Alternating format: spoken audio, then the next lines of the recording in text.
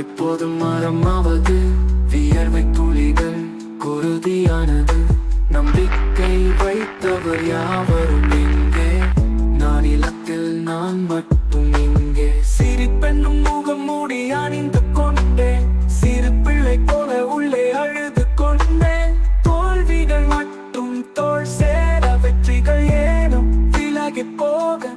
காலச்சக்கரம் உந்தன் கணக்குத்தான் என்ன, காயங்கள் தந்து மகிழ்வது என்ன. போதும் இந்த வாழ்க்கை, போதும் இந்த வாழ்க்கை.